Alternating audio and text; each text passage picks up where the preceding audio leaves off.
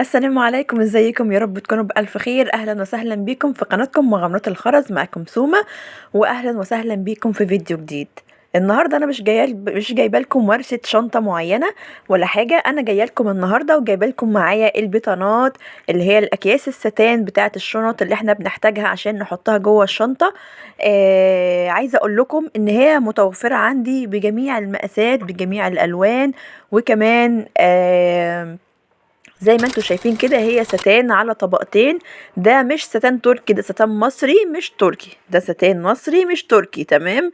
الستان المصري دوت اللي هو النوع اللي هو اصلا مخصص للبطانات. يعني الستان التركي اصلا مش مخصص للبطانات، ده هو اصلا مخصص للفساتين. تمام. ولكن الستان المصري ده اللي احنا بنجيبه عشان نعمل بيه البطانات بتاعه الشنطه او البطانه بتاعه الشنطه.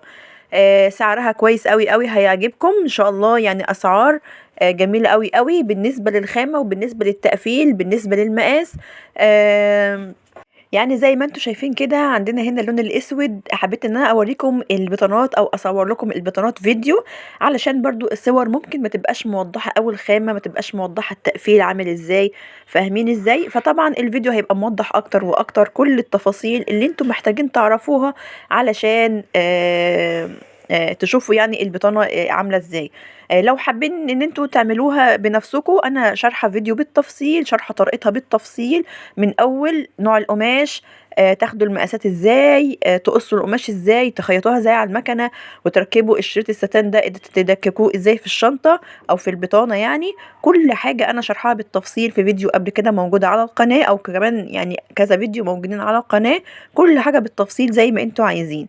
طبعا لو في اي سؤال اكتبوا لي في الكومنتات. وعايزه اقول لكم ان كل البطانات هنا، الناس اللي مش قادره ان هي تعملها او ما عندهاش وقت تعملها او ما عندهاش مكنه ومش حابه ان هي تعملها على ايدها، فالبطانات متوفره عندي. ابعتوا لي على الرقم الواتس اللي هسيبه لكم في صندوق الوصف. اي مقاس انتوا محتاجينه، اي لون، كل الالوان والمقاسات متوفره. ان شاء الله باذن الله تلاقوا عندي كل اللي انتوا عايزينه.